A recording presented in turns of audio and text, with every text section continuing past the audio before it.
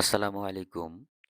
জমি বা ফ্ল্যাট বেচাকেনায় আমরা যে শব্দটির সাথে সবচেয়ে বেশি পরিচিত তা হলো সাবকবলা দলিল। আমরা অনেকেই জানি একটি সাবকবলা দলিল মালিকানার চূড়ান্ত ডকুমেন্ট হিসেবে সাক্ষ্য দেয়। তাই আজকের ভিডিওতে আমরা দেখব কিভাবে একটি সুন্দর সাবকবলা দলিলের ফরম্যাট হওয়া উচিত, যাতে থাকবে নিখুঁত ভাষায় মালিকানা হস্তান্তরের খুঁটিনাটি বিষয়াদি, যাতে একটু ভুলের কারণে আইনি জটিলতা তৈরি না হয়। তবে তার আগে জেনে নিই সাবকবলা আসলে কি? সহজ কথায় জমি বা হস্তান্তর সম্পত্তি কেনাবেচার চূড়ান্ত ও প্রধান ডকুমেন্ট হলো দলিল। যখন কোনো জমির মালিক তার মালিকানা স্থায়ীভাবে অন্য কারো নিকট পূর্ণ মূল্য গ্রহণ করে যে দলিল হস্তান্তর প্রক্রিয়া সম্পন্ন করে, তাই হলো সাবকবলা দলিল। একটি সাবকবলা দলিলের রেজিস্ট্রেশন প্রক্রিয়া দেখব এই ভিডিওতে, এবং একটি পরিপূর্ণ সাবকবলা দলিলের ফরম্যাট দেখব। তো মূল ভিডিওতে চলে যাবার আগে একটি অনুরোধ, আপনি যদি আমার চ্যানেলে নতুন হয়ে থাকেন তাহলে চ্যানেলটি অবশ্যই সাবস্ক্রাইব করে রাখবেন, যাতে করে পরবর্তীতে আরও সব দলিল ও গুরুত্বপূর্ণ বিষয়াদি সম্পর্কে জানতে পারেন। তো সাবকবলা দলিলের সুন্দর ফরম্যাট দেখার জন্য আমরা এখন কম্পিউটার স্ক্রিনে চলে যাব। এছাড়াও ভিডিওর শেষে সাবকবলা দলিল সম্পর্কে আরও কিছু গুরুত্বপূর্ণ তথ্য জানতে পারবেন। এখন আমরা কম্পিউটার স্ক্রিনে একটি সাবকবলা দলিল ফরম্যাট দেখব। তো প্রথম কলামে হচ্ছে নিবন্ধন কার্যালয়ের নাম। এখানে আপনারা যে সাব রেজিস্ট্রি অফিসে জমিটি রেজিস্ট্রি করা হবে সেই অফিসের নাম দিবেন, অফিস। তারপর দ্বিতীয়ত হচ্ছে দলিলের সারসংক্ষেপ, দলিলের প্রকৃতি, সাবকবলা দলিল। তারপর হচ্ছে মৌজার নাম, মৌজার নাম এখানে উল্লেখ করে দিবেন, এবং সেই মৌজার জমিটি পৌরসভার অধীনে অথবা সিটি কর্পোরেশন এলাকা অথবা ইউনিয়ন এলাকা যদি হয়ে থাকে, তাহলে পৌরসভা হলে পৌরসভার অধীন, ইউনিয়ন এলাকা হলে ইউনিয়ন, যে ইউনিয়নে অবস্থিত জমিটি সেই ইউনিয়ন, অথবা সিটি কর্পোরেশন এলাকা হলে সিটি কর্পোরেশনের নাম দিবেন, এবং উপজেলা, থানা, তারপর জেলা। তারপর হচ্ছে হস্তান্তরিত সম্পত্তির পরিমাণ, যে যেটুকু সম্পত্তি আপনার হস্তান্তর হচ্ছে বা বিক্রয় হচ্ছে সেই সম্পত্তির পরিমাণ এখানে উল্লেখ করে দিবেন। আমি এখানে উল্লেখ করে দিয়েছি সামথিং বোঝানোর জন্য, যেমন ৮.৮%। এখন এই ৮.৮টি আপনারা চাইলে ৮-এর ১০০ ভাগের ২৫ এইভাবে উল্লেখ করতে পারেন। যেমন ৮ সমস্ত ১০০ ভাগের ২৫% এইভাবে উল্লেখ করে দিতে পারেন। এরপর হচ্ছে জমির শ্রেণী। জমির শ্রেণী নামা, কান্দা, বালু, ডুবা, বাড়ি, বাঁশঝাড় বিভিন্ন জায়গায় বিভিন্ন রকম থাকে। আপনারা সেইভাবে উল্লেখ করে দিবেন জমির শ্রেণী। এরপর হচ্ছে জমিটির বিক্রয় মূল্য, অঙ্ক ও কথায়। এখানে বিক্রয় মূল্য এখানে আমরা উল্লেখ করে দিয়েছি। তারপর হচ্ছে ৩ নাম্বার হচ্ছে দলিলের ক্রমিক নং ৩ এ হচ্ছে দলিল গ্রহীতাগণের নাম ঠিকানা। আমরা এখানে ৩ এর ১ দিয়েছি, যেহেতু এখানে একজন গ্রহীতা রেখেছি আমরা। তো নাম, ঠিকানা, পিতা-মাতা, জন্ম তারিখ, জাতীয় পরিচয়পত্র, ধর্ম, পেশা, জাতীয়তা। এরপর হচ্ছে ঠিকানা, স্থায়ী ঠিকানা, বর্তমান ঠিকানা, গ্রাম, ডাকঘর, উপজেলা এবং জেলা।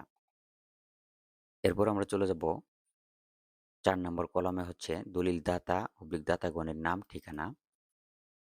এখানে আমরা ২ জন দাতা রেখেছি। সেম ফরম্যাটে আপনারা তৈরি করবেন স্ট্যাম্প পেপারের জন্য। তো ৪ এর ১, এখানেও সেম একইভাবে নাম, পিতা-মাতা, জন্ম তারিখ, জাতীয় পরিচয়পত্র, ধর্ম, পেশা, জাতীয়তা এবং স্থায়ী ঠিকানা ও বর্তমান ঠিকানা যদি আলাদা থাকে দিবেন। ৪ এর ২ অর্থাৎ ২য় নাম্বার দাতা।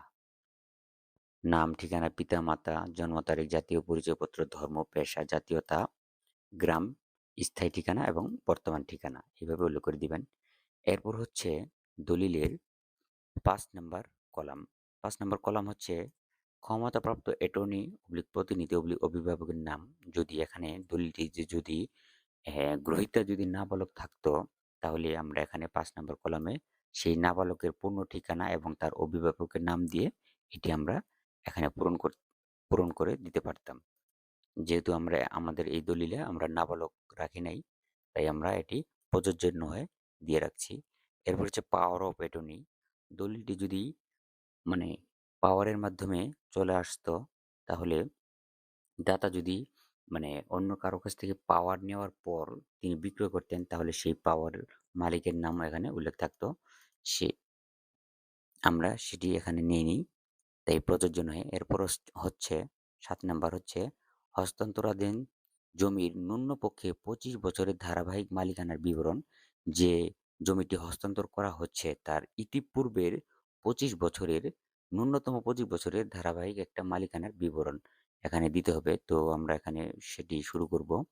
তো জেলা, আপনারা জেলা দিবেন। আমি এখানে গ্যাপ রেখেছি। জেলা, উপজেলা, সাব রেজিস্ট্রি অফিস এবং সহকারী কমিশনার ভূমি অধীন এখানে দিবেন। অধীন অমুক উপজেলার অধীনে মৌজার নাম দিবেন মধ্যে এবং জমিটি কিভাবে তিনি যিনি বিক্রেতা অর্থাৎ দাতা, মালিক, তিনি কিভাবে জমিটির মালিক হলেন তার ধারাবাহিক একটি বিবরণ, দলিল-মূলে হোক, ওয়ারিশ সূত্রে হোক, পৈতৃক সূত্রে হোক কিংবা নিজ নামে হোক, তার বিস্তারিত বিবরণ এখানে দেওয়ার পর যদি নামজারি করে থাকেন সেটিও নামজারি এখানে উল্লেখ করে দিবেন। নামজারি এখানে পরিপূর্ণভাবে একটি সুন্দর করে একটি নামজারি, তার নামজারির খতিয়ানে কিভাবে নাম উল্লেখ আছে, নামজারির খতিয়ান নাম্বার এবং নামজারির মোকদ্দমা নাম্বার এটি সঠিকভাবে বসিয়ে সেখান থেকে তিনি কতটুকু জমি পরিমাণ বিক্রয় করলেন তার পরিমাণ এখানে উল্লেখ করে দিবেন যে ১০৮% জমি অত্র দলিলে সাব বিক্রয় ভূমি বটে। এবার আসুন তিনি জমিটি কী কারণে বিক্রয় করলেন এবং দলিলে কি গুরুত্বপূর্ণ বিষয় থাকা উচিত এই বিষয়টি আমরা এখন উল্লেখ করব। তা হচ্ছে দাতা কি কারণে এই জমিটি বিক্রয় করছেন সেটি এখানে উল্লেখ বিষয় হচ্ছে এইখানে আমরা যেহেতু দাতা ২ জন অতএব এখানে আমরা উল্লেখ করেছি আমরা অত্র দলিল দাতার নগদ টাকার বিশেষ প্রয়োজনে হওয়ায় উক্ত টাকা সংগ্রহের জন্য নিম্ন তফসিল বর্ণিত ভূমি বিক্রয় করার প্রস্তাব করিলে আপনি তাহা শুনিয়া মানে আপনি গ্রহীতাকে বলা হচ্ছে আপনি তাহা শুনিয়া খরিদ করিতে সম্মত হইলে উহা উচিত ও উপযুক্ত বাজার মূল্য মং ৫,০০,০০০ টাকা মূল্য সাব্যস্ত করত। মূল্যের সমুদয় টাকা আপনার নিকট হইতে একযোগে বুঝিয়া পাইয়া নিম্ন তফসিল বর্ণিত ভূমি আপনার নিকট সাব বিক্রয় করিলাম। আপনি অদ্য হইতে তফসিল বর্ণিত ভূমিতে আমাদের যাবতীয় শর্তে শর্তবান হইয়া মালিক দখলকার নিযুক্ত হইয়া মালিক সরকার হইতে আমাদের নাম পরিবর্তন আমাদের নামের পরিবর্তে আপনার নিজ নাম জারি করত খাজনাদি আদায়ে দাখিলা গ্রহণে পুত্র পৌত্রাদি ওয়ারিশান ক্রমে বিক্রয় দান বিক্রয় কর রেহান বন্ধক ইত্যাদি সর্বপ্রকার হস্তান্তর ক্ষমতা ধারণে পরম সুখে ভোগ দখল করিতে রহেন।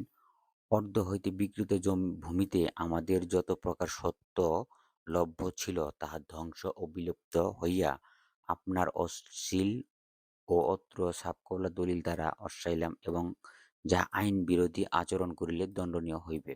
এতে দাতা যদি কোনো আইন বিরোধী কোনো কাজ করে থাকে বিক্রয় করার পরও তাহাতে তিনি দণ্ডনীয় হইবেন তিনি এখানে উল্লেখ করে বলে গেলেন। তো আরও প্রকাশ থাকে যে নিম্ন তফসিল বর্ণিত ভূমি আমরা মানে দাতা বলতেছেন তো আরও প্রকাশ থাকে যে নিম্ন তফসিল বর্ণিত ভূমি আমরা ইতিপূর্বে কাহারও নিকট হস্তান্তরজনিত কোনো প্রকার স্ট্যাম্প কাগজ বা বায়নাপত্র কাগজে টিপ দস্তখত বা কোনো প্রকার হস্তান্তরজনিত কাগজে আবদ্ধ হয় নাই। ইহা নির্দায়ী ও পরিমুক্ত অবস্থায় আছে জমিটি। ভবিষ্যতে তফসিল বর্ণিত ভূমি সম্পর্কে কোনো প্রকার মানে তঞ্চকতা হচ্ছে প্রতারণা এমনকি মানে উভয় পক্ষের মধ্যে তর্ক বিতর্ক এরকম কোনো কথা ও দুষ্প্রকাশ পাইয়া অথবা অন্য কোনো ওয়ারিশ কর্তৃক আপনার খরিদা ভূমির গ্রহীতাকে বলা হচ্ছে এটি আপনার ভূমির কোনো প্রকার ক্ষতি হইলে তাহার ক্ষতিপূরণ দিতে বাধ্য থাকিব। দাতারা তাহার ক্ষতিপূরণ দিতে বাধ্য থাকিবে। এতদার্থে স্বেচ্ছায় সজ্ঞানে সুস্থ মস্তিষ্কে অন্যের বিনা প্ররোচনায় ব্যতীত অত্র সাবকবলা দলিল খানা লিখাইয়া সম্পাদন করিয়া দিলাম ইজমেন্ট নাই অর্থাৎ জমিতে তাহার অন্য কোনো ওয়ারিশগণের সত্ত্ব নাই। এরপর হচ্ছে ৮ নাম্বার কলাম যদি একাধিক গ্রহীতা থাকতো তাহলে গ্রহীতার হারাহারির অংশ কে কতটুকু পরিমাণ অংশ গ্রহণ করতেন সেখানে এটি লেখা থাকতো। তারপর হচ্ছে ৯ নাম্বার একাধিক বিক্রেতা হস্তান্তরকারীর ক্ষেত্রে হস্তান্তরিত জমির হারাহারি মালিকানার পরিমাণ। এখানে যেহেতু আমাদের এই দলিলে দাতা পরিমাণ রাখছি ২ জন, এখানে ২ জনের নাম উল্লেখ করে দিয়ে যদি কম বেশি হয় কম বেশি দিবেন। আমি এখানে সমাহারে রাখছি মানে উভয় পক্ষ মানে ১ নাম্বার দাতাও সমান, ২ নাম্বার দাতাও সমান। উভয় পক্ষই মানে ২ জন দাতাই সমান, সমান জমিটি বিক্রয় করছেন। তারপর হচ্ছে সম্পাদনের তারিখ, দলিলটি কত তারিখে সম্পাদন করা হচ্ছে বা রেজিস্ট্রি করা হচ্ছে, বাংলা তারিখ এবং ইংরেজি তারিখ এখানে আমরা এভাবে উল্লেখ করে দিয়েছি। তারপর আসতেছে হস্তান্তরিত সম্পত্তির তফসিল। এটি হচ্ছে গুরুত্বপূর্ণ বিষয়। এখানে আপনার ১ম এ দিবেন জেলা, তারপর উপজেলা এবং জমিটি কোন ইউনিয়নভুক্ত সেই ইউনিয়নের অফিসের নাম এখানে উল্লেখ করে দিবেন। তারপর হচ্ছে মৌজার নাম এবং মৌজাটির জেল নাম্বার। এবং যদি এখানে ১ম দাগ নম্বরে যদি সিএস খতিয়ান থাকে সিএস, এসএ খতিয়ান থাকলে এসএ, বিআরএস বা আরএস, খারিজ খতিয়ান নাম্বার নাম যাকে নামজারি বা মিউটেশন, এরপর সিএস দাগ নাম্বার, এসএ দাগ নাম্বার, বিআরএস দাগ নাম্বার বা আরএস দাগ নাম্বার, জমির শ্রেণী, তারপর হচ্ছে দাগে এই দাগে মোট জমির পরিমাণ কত এবং হস্তান্তরিত জমির পরিমাণ কত, তারপর হচ্ছে আবার যদি সিএস খতিয়ান আলাদা, আলাদা দাগ খতিয়ান থাকে এইভাবে আপনারা দিয়ে মোট দাগের মোট জমির পরিমাণটি আপনারা এইখানে বসিয়ে দিবেন। এখানে বসিয়ে দেওয়ার পরে এখানে যদি নামজারিতে কতটুকু অংশ আছে সেখান থেকে বিক্রয় হলো ৮% এইভাবে উল্লেখ করে দিবেন এবং যদি আপনারা সাইড উল্লেখ করে দিতে চান জমিটি মানে কোন দাগের কোন পাশে কতটুকু অংশটা আপনারা বিক্রয় করলেন যেমন যাহা বিআরএস অর্থাৎ আরএস বিভিন্ন জায়গায় আরএস লেখা হয়। এখানে এই দাগের ১ম দাগের আমরা দিয়েছি পশ্চিমাংশে ১.৫% এবং ২য় নম্বর দাগের মধ্যাংশে ১.৫% একুনে মানে অর্থাৎ মোট ৮০% জমি ভোগ দখল প্রদান করা হইল। মোয়াজি অর্থাৎ কথায় হচ্ছে ৮০% জমি। এখানে হচ্ছে তারপর হচ্ছে ১২ নম্বর কলমে হচ্ছে চৌহদ্দি জমিটি এম কোন নাম্বার দাগের এটি ১ম দাগ নাম্বার দিবেন দিয়ে এই দাগের উত্তর পার্শ্বে কে, দক্ষিণ পার্শ্বে কে, পূর্ব পার্শ্বে কে, পশ্চিম পার্শ্বে কে, ২য় নাম্বার দাগের উত্তরে, দক্ষিণে, পূর্বে, পশ্চিমে এভাবে উল্লেখ করে দিবেন। তারপর হচ্ছে ৮০% জমির পরিমাণ ১৩ নাম্বার অঙ্কে ও কথায় এবং ১৪ নম্বর কলমে হচ্ছে সম্পত্তি হস্তান্তরিত সম্পত্তির মূল্য পরিশোধের পরিমাণ হচ্ছে ৳৫,০০,০০০ কথায় লেখা হবে ৳৫,০০,০০০ যাহা পরিশোধিত সাবকবলা দলিল পরিশোধিত থাকতেই হবে। এরপর হচ্ছে ১৫ নম্বর কলমে হচ্ছে হস্তান্তরিত সম্পত্তির হাত নকশা ও পরিমাণ। এখানে আপনারা এই টেবিলে একটি ঘর আকারে দিয়ে উত্তর, দক্ষিণ চারপাশে এভাবে আপনারা বসিয়ে দিবেন। তাহলে জিনিসটি সুন্দর দেখা যাবে। তারপর এখানে ঘরের ভিতরে নকশা তৈরি করবে। কলম দিয়ে নকশা তৈরি করে সেখানে আপনার মার্কার কালি দিয়ে যে অংশটুকু আপনারা দখল বুঝায় দেওয়া হলো, সেই অংশটুকু মার্কার কালি দিয়ে মার্ক করে দেওয়া হবে। তারপর ১৬ নম্বর কৈফিয়ত দাতার যদি কোনো প্রকার অ্যা আ উম প্রতিবন্ধী থাকে অর্থাৎ আপনার হাতের কোনো প্রবলেম থাকে দস্তখত করতে এবং টিপ সই দিতে কোনো যদি সমস্যা থাকে তাহলে এই ঘরটি আপনারা পূরণ করে দিবেন। তারপর হচ্ছে ১৭ নাম্বার কলাম এখানে উভয় পক্ষের স্বাক্ষর থাকবে, দাতার স্বাক্ষর থাকবে, গ্রহীতার স্বাক্ষর থাকবে। এখানে একটি আমরা একটু লম্বার মার্জিন দাগ দিয়েছি। কারণ এখানে যাতে দাতার স্বাক্ষর এই গ্রহীতার স্বাক্ষরের এই পাশে চলে না যায়।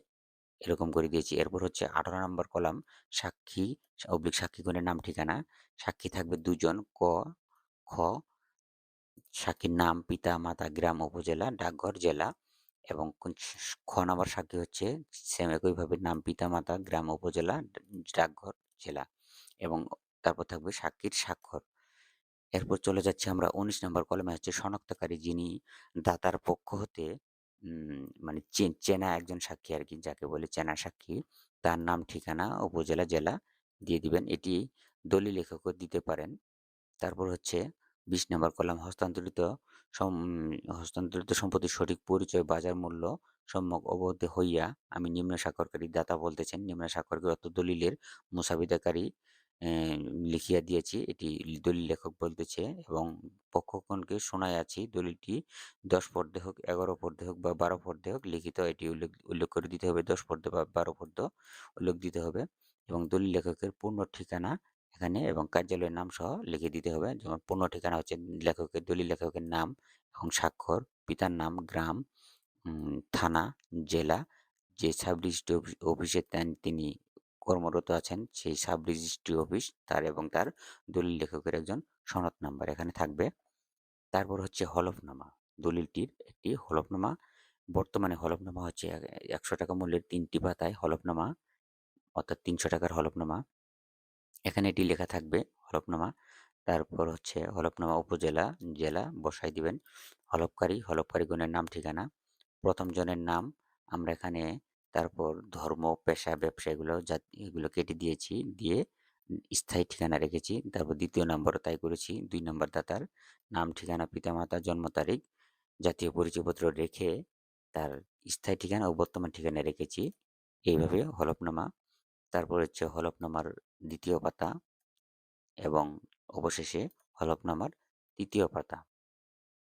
হলফনামার ৩য় পাতা, এখানে দাতার স্বাক্ষর থাকবে, হলফকারী, এখানে দাতার স্বাক্ষর থাকবে। এই জায়গায় থাকবে তারিখ, দলিলটি কত তারিখে রেজিস্ট্রি করা হলো তারিখ। এখানে শনাক্তকারী স্বাক্ষর থাকবে নিচে, শনাক্তকারী স্বাক্ষর, এবং সবশেষে থাকবে ২২ নম্বর কলামে থাকছে একজন সাব রেজিস্ট্রার যিনি দলিলটি রেজিস্ট্রি করবেন। তার স্বাক্ষর এবং সিল থাকবে। এভাবে একটি পরিপূর্ণ সাব কবলা দলিল প্রস্তুত করে সাব রেজিস্ট্রার বরাবর দলিলটি পেশ করে দলিলটি রেজিস্ট্রি করা হবে। এবং সবচেয়ে মজার বিষয় হলো, আমি এই যে দলিলটি কোন বিষয়গুলো আপনারা চেক দিবেন, মানে ভালো করে খেয়াল রাখবেন, তা হলো ১ম পাতা হচ্ছে এখানে মৌজার নাম ঠিক আছে কিনা, জমির পরিমাণ ঠিক আছে কিনা এবং মূল্য ঠিক আছে কিনা। এই পেজের সাথে আপনারা ৭ নাম্বার কলামে চলে যাবেন দলিলের। এখানে সেই একইভাবে মৌজার নাম, জমির পরিমাণ এবং এখানে মূল্য ঠিক আছে কিনা এটি খেয়াল রাখবেন, এবং ১১ নম্বর কলামেও সেম একইভাবে মৌজার নাম, ইউনিয়ন নাম এবং জেল নাম্বার এবং দাগ খতিয়ানগুলো ভালোভাবে যাচাই করে নিবেন। এবং জমির চৌহদ্দি, এটিও অনেকটা গুরুত্বপূর্ণ, যা জমির অবস্থান নির্ণয় করতে সাহায্য করবে। এবং জমির নকশা এবং যে নকশার যতটুকু অংশ আপনারা দখল নেবেন সেই জায়গাটুকু মার্কার বা রঙিন কালি দিয়ে মার্ক করে নিতে হবে। তো এইভাবে একটি পরিপূর্ণ ছাপ কবলা দলিল ফরম্যাট প্রস্তুত করবেন। তো যাই হোক, ছাপ কবলা দলিলের প্রধান বৈশিষ্ট্যসমূহ হচ্ছে স্থায়ীভাবে হস্তান্তর। এই দলিলের মাধ্যমে মালিকানা চিরস্থায়ীভাবে হস্তান্তর করা হয়। বিক্রেতা তার উত্তরাধিকারীরা ভবিষ্যতে আর এই জমির উপর কোনো দাবি দাওয়া করতে পারবে না। পণ মূল্য ও দাম, দলিলে জমির মোট বিক্রয় মূল্য স্পষ্টভাবে উল্লেখ থাকতে হয় এবং বিক্রেতা সেই টাকা বুঝে পেয়েছেন বলে স্বীকারোক্তি দেন। রেজিস্ট্রেশন, সাবকলা দলিল অবশ্যই সংশ্লিষ্ট সাব রেজিস্ট্রি অফিসে গিয়ে সরকারি নিয়ম অনুযায়ী রেজিস্ট্রি করতে হয়। রেজিস্ট্রেশন ছাড়া এই দলিলের কোনো আইনগত ভিত্তি নেই। দখল সত্ত্ব হস্তান্তর, দলিল সম্পাদন করার সাথে সাথে জমির দখল ক্রেতাকে বুঝিয়ে দিতে হয়। নামজারি অথবা মিউটেশন, ছাপকবলা দলিল হতে পারে ছাপকবলা দলিল হাতে পাওয়ার পর ক্রেতার প্রধান কাজ হলো সহকারী কমিশনার ভূমি অফিস থেকে নিজের নামে নামজারি বা মিউটেশন করিয়ে নেওয়া। ছাপকবলা দলিলে যা থাকা আবশ্যক সেগুলো হচ্ছে: ১ নাম্বার, ক্রেতা ও বিক্রেতার পূর্ণ নাম, ঠিকানা, পরিচয়পত্র, জমির বিস্তারিত বিবরণ, মৌজা, খতিয়ান নম্বর, দাগ নম্বর এবং জমির পরিমাণ, জমির সীমানা যেমন উত্তরে কে, দক্ষিণে কে, পূর্বে কে, পশ্চিমে কে ইত্যাদি, জমির বিক্রয় মূল্য উল্লেখ থাকতে হবে অবশ্যই, জমির পূর্ববর্তী মালিকানার ইতিহাস যেমন ৭ নম্বর কলমের ধারাবাহিক বিবরণে এটি অবশ্যই উল্লেখ থাকতে হবে, যেটাকে বলা হয় চেইন অফ টাইটেল। তো এই ছিল আজকের ভিডিও। ভিডিওটি ভালো লাগলে চ্যানেলটি আবারও সাবস্ক্রাইব করার অনুরোধ রইল। ধন্যবাদ।